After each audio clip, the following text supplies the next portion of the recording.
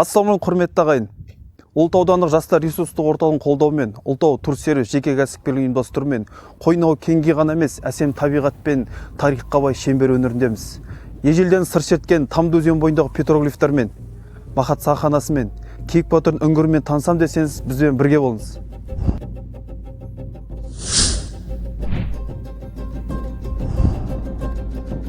Включился, да? Міне біз шеңбер ауылында жүрміз. Ақырын тамашалап отыр. Бір түрлі кім мынауыңа енді қайтып келме маған. Жакуда ишан деген кісі. Еш бересесін емес.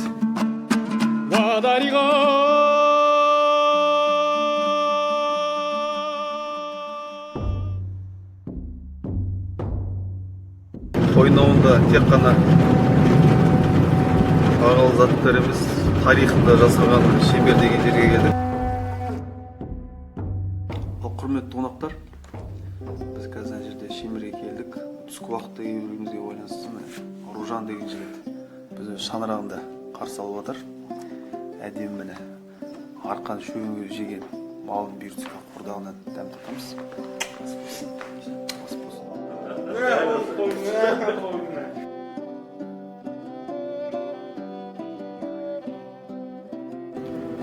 Міне біз шеңбер ауылында жүрміз. Ақырын тамашалап отырыңыздар. Бұл Ұлытау ауданының ішіндегі селолардың ішінде бір бетке ұстар селолардың бірі.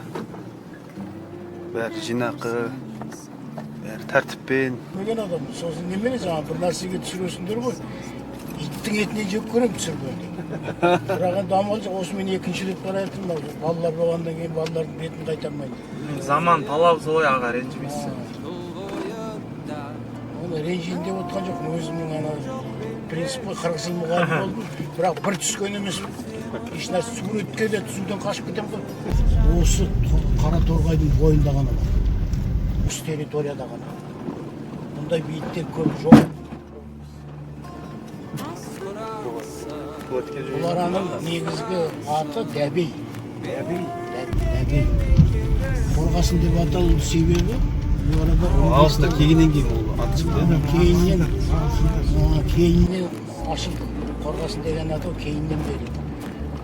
Сосын бұларадан қорғасын шығатынын білгенде осы қорғасынды ашуға талпынған. Бірақ ең бірінші бұл қорғасынды ашқан ағылшындар.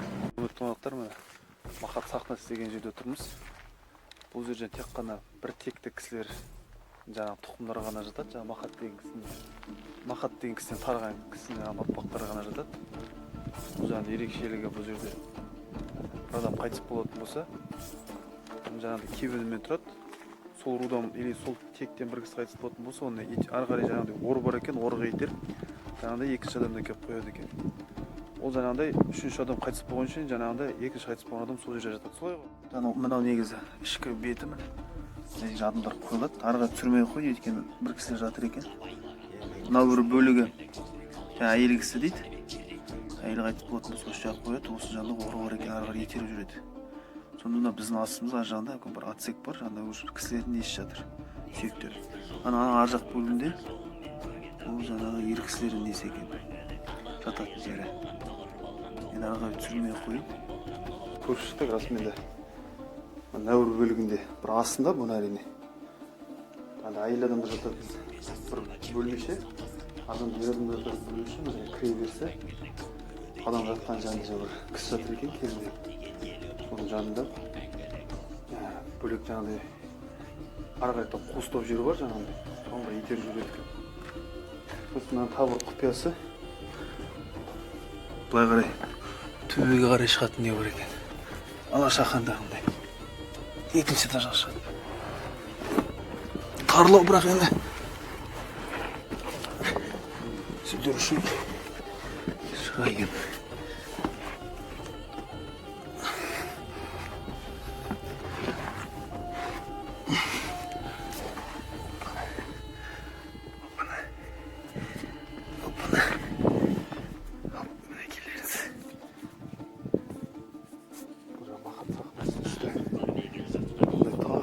Асылған несі бар.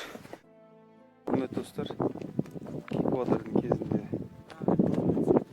орыстардан қашып жүрген кезінде жерде өзі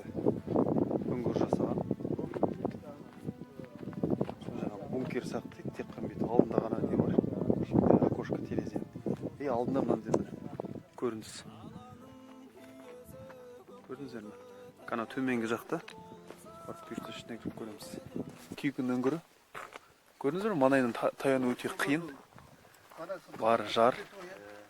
Мына алдын көрінсе қандай жазық. Осы алдынан келген жаудың бәрін осы Ақшолақ деген өзі мылтық болған екен. Обрез. Сонымен жаңағыдай атып отқан екен. Бұл әскери стратегия бойынша өте қолайлы. Міне келеміз.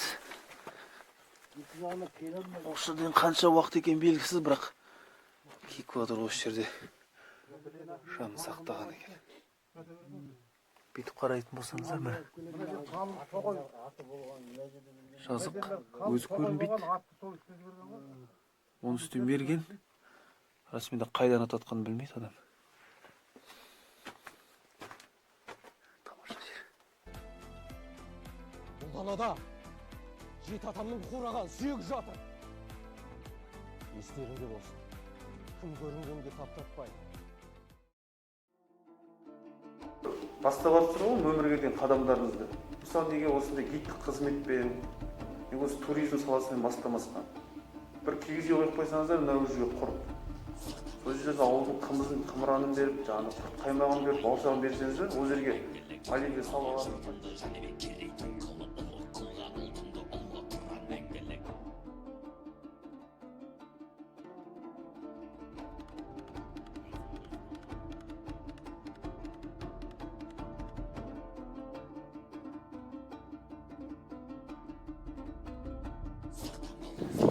Құрметті достар, бүгінгі осы 2 күнге созылған турымыздың соңғы бір сәті таулары дейді. Ақжар төбелері күн шыққан және батқан сәтте қызыл түске боялып, ерекше әдемі көрінеді. Дәл осы кезде туристер ерекше сұлулықты көру үшін мұнда келуге асығады. Тәңіршілдік наным сенім заманда Ақжар таулары қасиетті деп саналған. Көне түрік қазына сәйкес осы шыңдардан адамдарға құдайлардың марқұмылдары түскен. Ақжар борлы таулары ертегіде аспанмен таласқан әсем көріністері ғана емес, сонымен қатар ежелгі тарихи табиғи ескерткіш болып табылады. Ескерткіш тарихи ландшафтың ерекше нысаны ретінде келуші тұрғындарға кеңінен белгілі.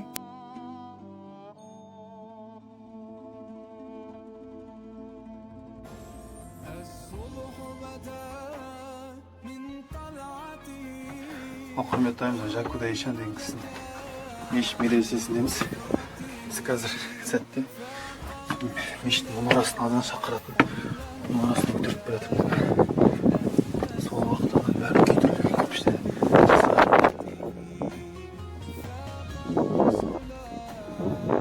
Сол уақытта 100 адамдық мешіт болған екен. 19 ғасырдың мешіті. Енді сол уақытта қарасаңыздар, расымен де бұл жерде халықтың көп тұрғанын көрсетеді. Мынандай мешіт болған.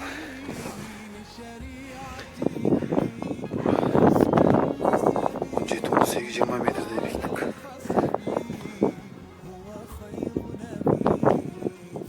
Келеміз.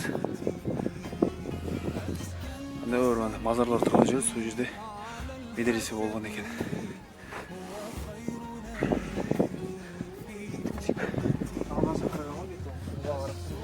Ханым құбыла жақ мана жерде имам тұратын жер. Бер болған сол жерде.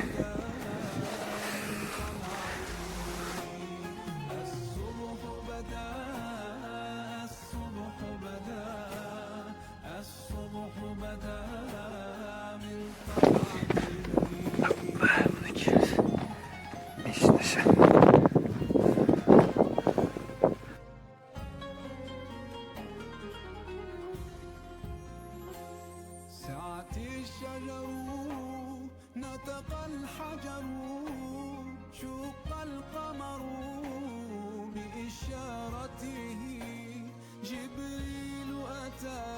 Бұл дегеніміз кезінде ата-бабамыз енді дін жолын жақсы ұстанған. Мынандай сонау уақыт енді қазіргі меркіміздің үлкен мешіт. Сол уақыттан үлкен зәулім мешіт деп атауда болған.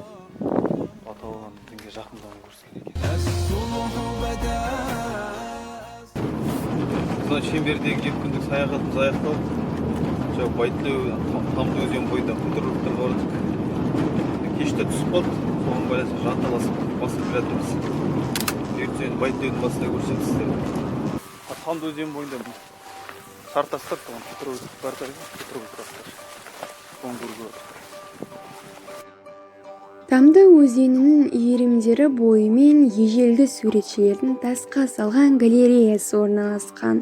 Ежелгі адамдардың көзқарасын білдіретін аң аулау, жануарлар әлемінің аттар, түйелер, тау ешкілер, бұқалар көріністері. Ежелгі суретшілердің барлығын салған және Тамды өзенінің оң жағалауы бойында 3 топтан аздап шоғырланып орналасқан.